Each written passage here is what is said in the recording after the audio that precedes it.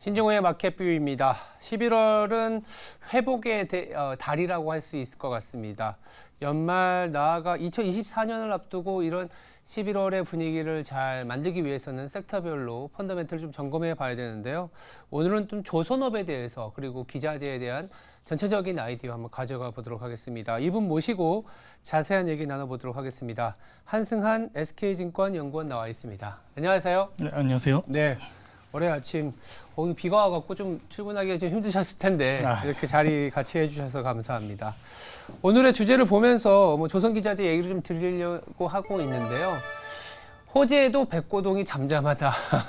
실적이 워낙 좋은데도 불구하고 물론 시장 영향도 있었지만 야 이거 실적 좋은데 했던 섹터 중에 하나가 또 조선주거든요. 물론 상반기에 어느 정도 제 역할을 해주긴 했지만 하반기 들어서는 조금은 그 기대에 못 미치는 듯한 주가의 퍼포먼스가 있는 것도 사실이기 때문에 지금이라도 봐야 될지 아니면 우리가 예상한 것보다는 좀 별로인지 체크해 볼 필요가 있을 것 같습니다.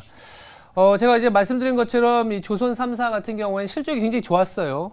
기사에 따르면 3사 같은 경우에는 이 11년 만에 동반 흑자를 기록했다. 그래서 슈퍼사이클의 저력을 보여줬다. 이제부터 더 간다. 이런 시각도 있고, 수주가 이제 조금 더 많이 다 나온 상황에서도 이 정도 주가는 조금은 좀 관망세가 필요하다. 이런 시각도 있습니다.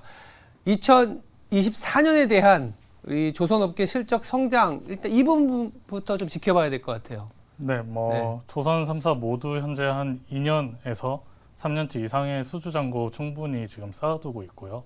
신조성과 지수가 지금 40주 연속 상승세 지속 중입니다. 네. 그래서 이러한 상황 속에서 내년에도 조선 3사가 과연 예년과 비슷한 수준 혹은 더 큰 규모의 수주 잔고를 계속 채워 나갈 수 있을 것인지에 대한 우려가 좀 커지면서 소위 말하는 이제 피크 아웃이라고 말씀들 많이 하시죠. 그렇죠. 그러다 보니 좀 하반기 들어서 그 조정폭이 코스피 지수 대비해서도 좀 많이 나왔다라고 판단을 하고 있습니다. 다만 저는 내년부터는 예년과 비슷한 수준의 수주 규모 충분히 가져갈 수 있다고 생각을 하고 있고요. 네. 내년부터는 좀 원유 탱커 부분에 본격적인 발주 사이클이 좀 시작이 되고 좀 안정적인 LNG 운반선 수주가 충분히 가능할 것으로 보고 있습니다. 또한 최근 들어서 차세대 에너지에 대한 그런 운반선에 대한 수요도 많이 증가하고 있는 추세이기 때문에 그런 부분에서 2, 3년치 이상의 수주 잔고 레벨은 계속해서 이어 나갈 수 있을 것이다 라고 전망을 하고 있습니다. 올해와 달리 내년에도 원유 탱커 말씀하셨던 부분 그리고 LNG 차세대 연료와 관련된 에너지 운반선 이런 부분들 수주가 나올 수 있다. 그렇다면 지금이 어떻게 보면 좀 기회다라고 말씀을 하실 수도 있는데 주가 자체만 놓고 보면은 야 이런 기대가 있는데도 불구하고 안 움직이는 거 아니냐 이런 생각도 하시는 것 같아요. 그렇다면 지금부터 올랐다가 좀 다시 부진해졌지만 2차 랠리를 위해서는 우리가 좀 챙겨봐야 될 변수들이 좀 있을 것 같습니다. 이런 변수들을 보면서 우리가 2차 랠리를 좀 대비하자 이런 시각에서 본다면 어떤 게 있을까요? 조선주의 이제 본격적인 2차 랠리이자 좀 변수 측면에서 저는 크게 세 가지를 뽑고 있거든요. 일단 첫 번째로는 이 높은 레벨의 신조성과 지수가 내년에도 과연 유지될 수 있을 것인가. 그리고 두 번째로는 이 높은 레벨의 수주 잔고를 계속 유지할 수 있을 것인가. 그리고 마지막으로 이 최근에 수도 없이 언론에서 보도가 되었던 조선업 인력난이 해결될 수 있을지 좀 집중을 해서 봐야 된다고 생각을 하고 있고요. 이 중에서 먼저 첫 번째로 이제 마지막에 말씀드렸던 조선소 인력난 문제 같은 경우는 사실 조선 3사 모두 연말 타겟하고 있는 그 외국인 인력 수급을 원활히 지금 진행 중입니다. 그래서 단지 근데 이 인원수가 채워졌다고 끝나는 게 아니라 이들이 좀 본격적인 그러니까 원가 그러니까 인건비 비용 절감 효과로 나타나기 위해서는 그러니까 흔히 말하는 숙련공이라고 하죠. 그렇죠. 숙련공이 되기까지는 최소한 반년 이상은 걸리기 때문에 좀 주기적인 모니터링이 필요하다라고 판단을 하고 있습니다. 다만 이건 시간의 문제지 해결되지 않을 문제는 아니다라고 생각합니다.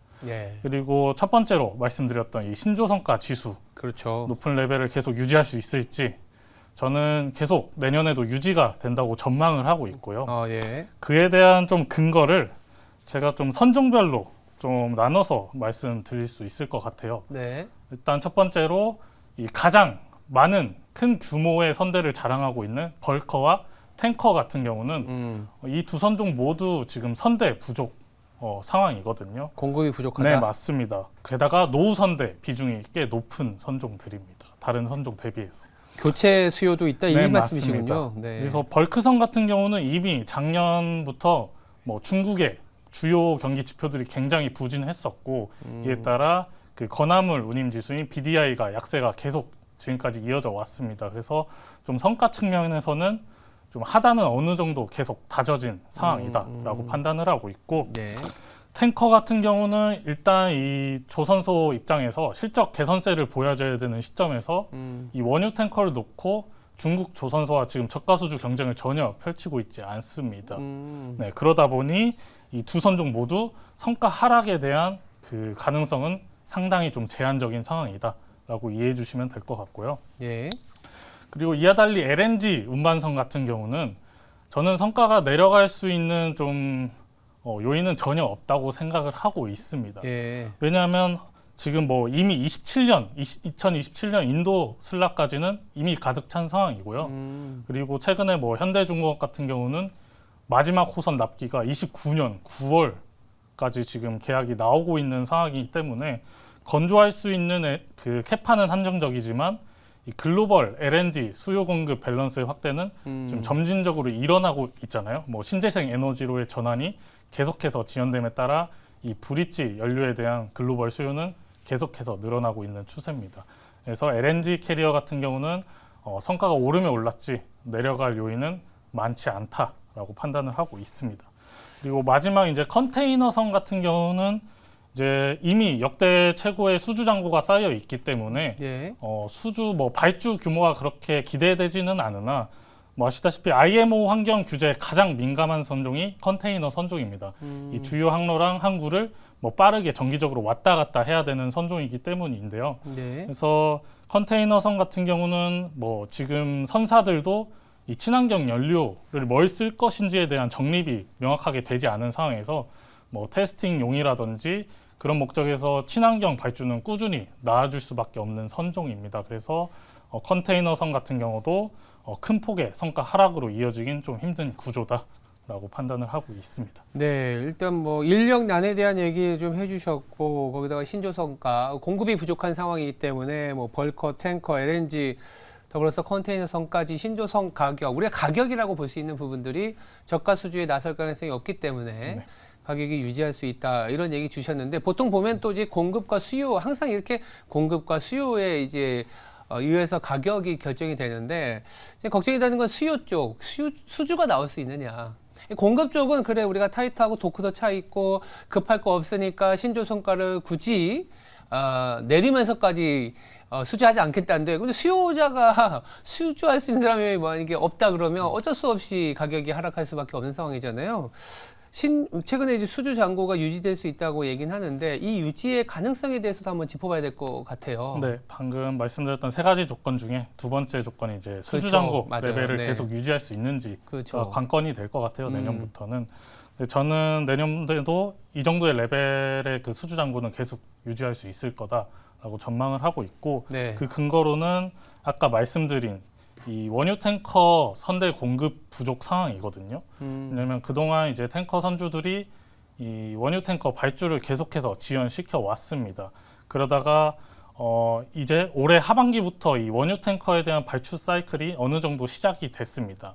원유 탱커 중에 가장 큰 그 사이즈인 VLCC가 올해 총 17척이 발주가 됐는데 이 중에서 2척이 상반기에 발주가 됐고 올해 하반기 아직 다 끝나지 않았는데 15척이 하반기에 발주가 됐습니다. 네. 그래서 원유 탱커 발주 사이클은 이미 시작이 됐다라고 생각을 하고 있고 다만 국내 조선소 입장에서 이 원하는 성과로다가 원유 탱커를 수주하기 위해선 중국 도크 슬롯이 어느 정도 다 채워져야 이 국내 조선소가 실적 개선세를 보여줄 수 있는 그런 원하는 성과로다가 수주가 가능할 겁니다. 그래서 저는 그 시점을 한 내년 상반기 한 2분기 정도를 예상을 하고 있고 그리고 뭐 최근 차세대 에너지 운반선에 대한 수요가 글로벌적으로 많이 늘어나고 있다고 말씀드렸잖아요. 네. 그래서 최근에는 뭐 암모니아 운반선이라든지 액화 이산화탄소 운반선 뭐 이런 쪽의 수주도 충분히 기대할 수 있습니다. 그리고 최근에 뭐 고유가 기조 계속 전망이 되면서 예. 이 뭐 FPSO라든지 FLNG 같은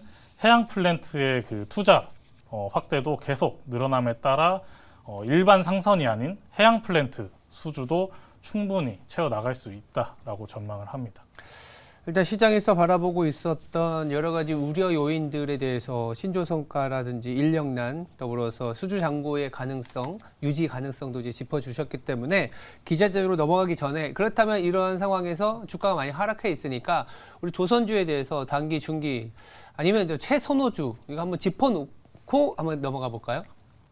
일단 조선 대형 3사를 보통 이제 뭐 HD현대중공업, 그렇죠. 삼성중공업, 하나오션을 뽑는데 저는 이 중에서 삼성중공업을 최선호주로 제시를 드리고 있고요. 삼성중공업. 네, 그래서 단기적 측면으로 봤을 땐 뭐 실적이나 수주 두 가지 측면에서 모두 좀 안정적인 조선사를 좀 종목을 갖고 가는 게 옳다고 생각을 하고 있고요. 예.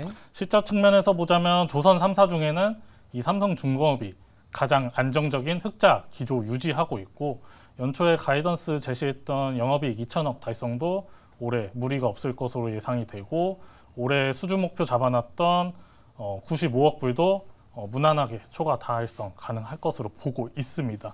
그리고 뭐 내년부터는 아마 컨테이너선 수주가 급감을 할 건데 네. 물론 이 조선 3사 모두 그렇게 좀 전망을 하고 있고 근데 해양 플랜트 FLNG로 피드 설계를 해놓은 포트폴리오가 삼성중공업 같은 경우는 거의 한 4-5기를 보유하고 있기 때문에 내년부터는 줄어들 컨선 수주분을 해양 플랜트에서 충분히 넘치게끔 채워 나갈 수 있다고 판단을 해서 삼성중공업을 조선 업종에서 탑픽으로 좀 계속 제시를 드리고 있습니다.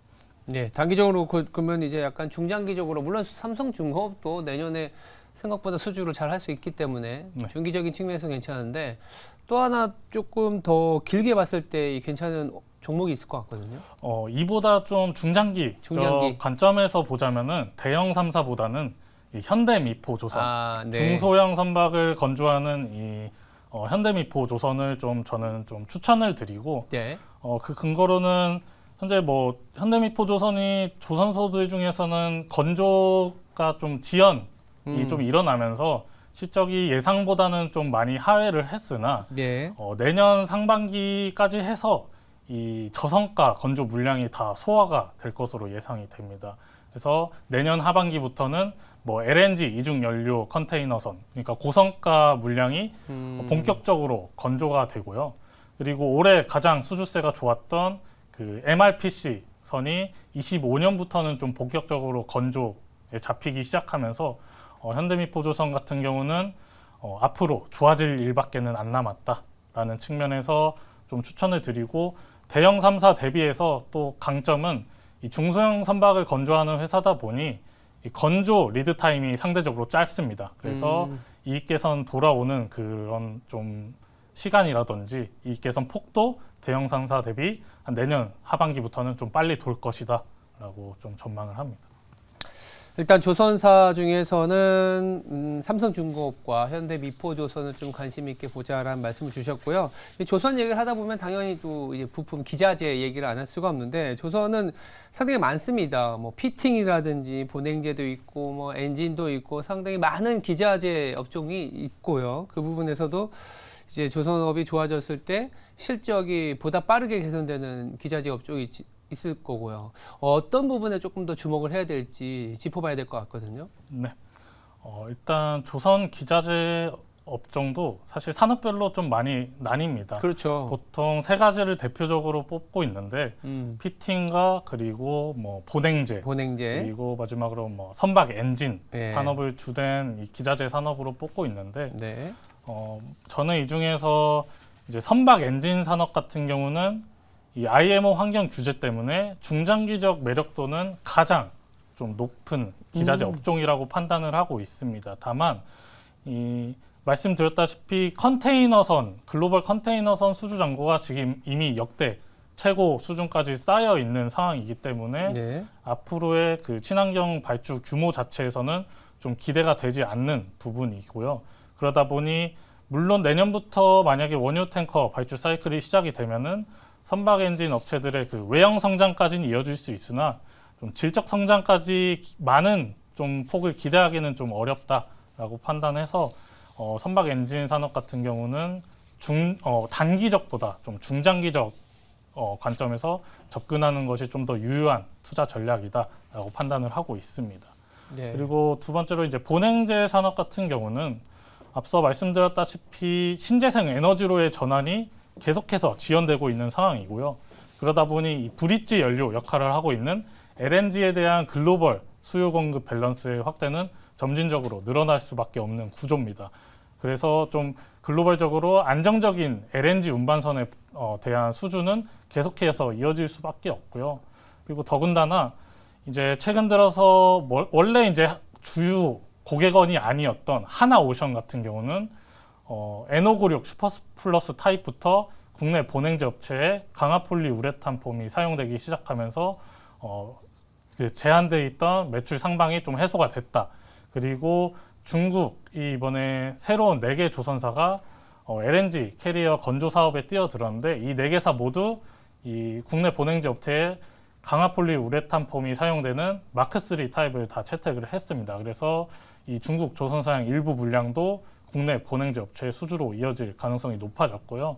이러한 기조에 따라서 국내 본행제 업체, 동성 화인텍이라든지 한국카본 이 두 업체 모두 다 이 공급 캐파를 늘리면서 앞으로 좀 LNG 캐리어 발주가 증가를 전망을 함에 따라 이 본행제 업체의 외형 성장도 충분히 기대할 수 있는 부분이 생겼다라고 좀 이해해 주시면 될 것 같아요. 더군다나 이 강화폴리 우레탄 폼의 주된 핵심 원자재인 MDI 가격이 내년에도 좀 가격 하락세가 전망이 되고 있고 그 판넬에 들어가는 목재 가격도 작년부터 상승분이 되게 컸는데 목재 가격 또한 내년 상반기부터 이후부터는 좀 하락세가 전망됨에 따라 이 본행제 업체의 이익 개선세도 내년 한 하반기부터는 빨리 돌 수 있을 거다.